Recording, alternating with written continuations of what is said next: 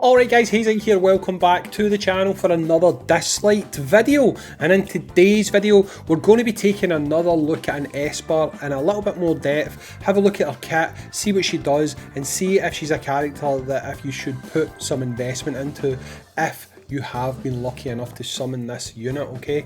Now this is actually going to be a showcase that I do, and then I've got another one coming up later. Both of them kind of go together because the two units I'm going to talk about work exceptionally well together. However, for this first video, we are going to focus on probably the harder one of the two to get, and that is going to be SIENNA. Okay, or as some people call her, Gaia, depending on if you use the god names or if you use the avatar names, but SIENNA is easier to remember, so we are going to talk about SIENNA. Now before we jump in, a lot of you guys are watching videos on Dislyte. I really appreciate it. If you have got the time, please consider subscribing to the channel for more. Like the video, engage with the video, it does help us out. But let's go, let's talk, let's see what SIENNA actually does, okay?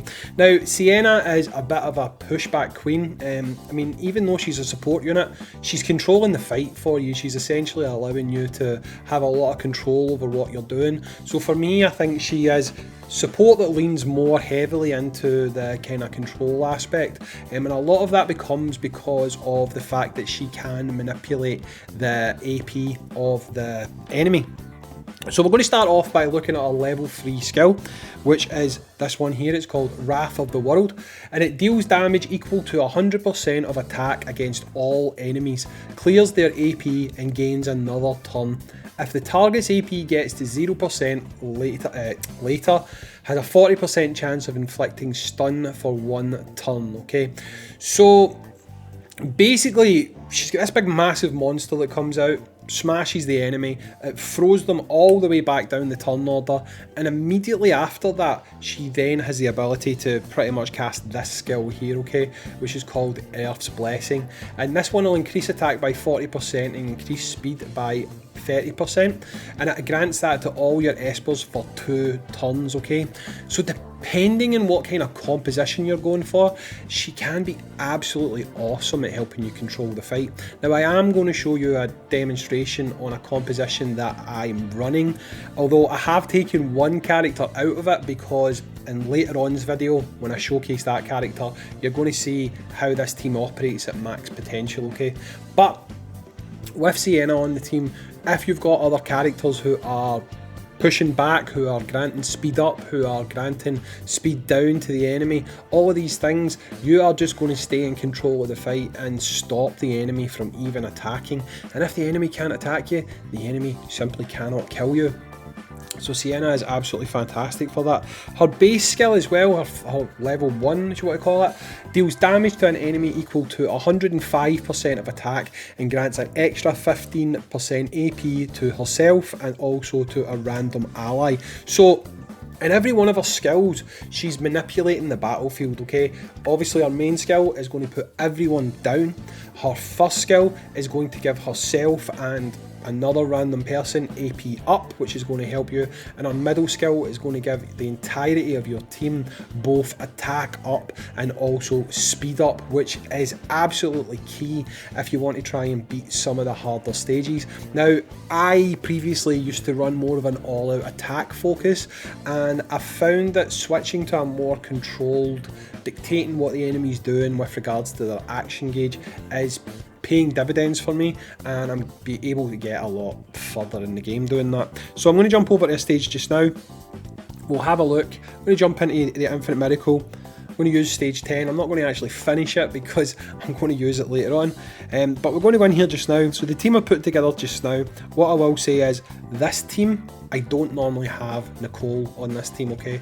The character that I'm going to show you later on normally fits in that slot, and you'll see why later. I've kind of held back on that, okay?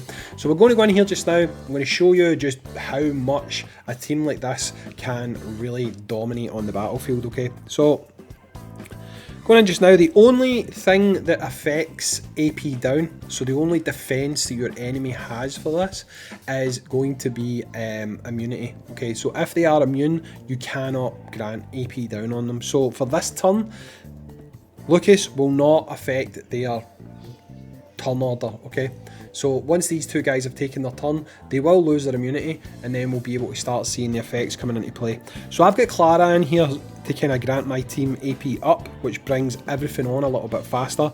And if you watch here, what you will see is these characters no longer have immunity. So when she casts her skill here, they're all going to move back on the turn order. So if you pay attention to the bar at the bottom, you'll see what I'm talking about. So you can see they all get pushed back there, okay? So now what I can do is I can then grant myself attack up and speed up, which is obviously going to be very, very useful. And then that gives me time to start doing what I want to do on the battlefield and no longer being dictated to by the enemy, okay?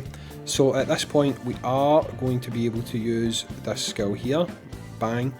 Now, I'm going to go back out in a second after I've taken this turn, and I'm going to show you exactly why I have her set up the way I've got her set up. In fact, I can do it from in here. Just give me a wee second till we get her back on turn. Here we go. I think I can do it from here. No, I can't. Right. I was going to show you what our kit is, but we'll need to leave and I'll show you our kit. But I'll just show you our last one finally. So we've got this guy here. He's going to die. So after him, the first character that attacks is going to be her. Hit her with that. She's now had her speed put down, and our characters are getting to go a bit faster. So this Sienna is going to work really well on a pushback team. Like I say, she's going to make sure that your characters are getting a chance to take their turn a lot faster than the enemy. If you're dictating the pace of the fight, you are basically dictating the rhythm of the fight, and you're able to take more time to do what you want to do, give your team more time to unlock their cooldowns, to make sure that their attacks are ready to go again. So using Sienna, it's very good to combine her with units who grant speed down, to also use units on your team who grant AP up. All of these things are going to go together very well. I've found that she works quite well on a team with the twins if you've got them built, because not only are the twins stunning, between the two of them they can also grant speed down as well. So that's pretty good, because like I say, if you push them back and then they're debuffed on speed, it's going to take them that much longer to come back up the action gauge, and you're going to have a chance to lap them possibly 1, 2, 3 times. It really just depends. So we're going to come out just now. I'll show you what I've got on her for our kit. This might be a bit controversial to some, not sure, but this is how I like to run her. So we'll go here, we'll go back to Sienna. Where are you? You're here. So for me, I've focused on speed pretty much. I need to get my speed higher, okay, which is something I'm going to work on as I get more and more relics. But with her, I have actually gone for the cooldown kit, okay, and I've also gone for counter attack, much for the same reason as I said yesterday in Nicole's video. If I have characters whose skill is locked behind a relatively high cooldown, I like to put the cooldown kit on them, okay, and I also like to put counter attack on them simply because counter attack, if you get one, it counts as another turn, which means there's a 30% chance every time you counter attack that her cooldown reduction will kick in, and it will mean her skills become available a lot faster. So for me, I found that that's the way to go for this unit, and I find that she does get access to her level 3 skill fairly regularly, I want to say, and she is absolutely helping me dictate things in the battlefield right now. So if you have got Sienna, she is definitely worth your while leveling, she's definitely worth your while putting investment into, and she is a very, very interesting character to use. Let me know in the comments down below what you think, and as always dudes, I will catch you on the next video. Peace out, see ya.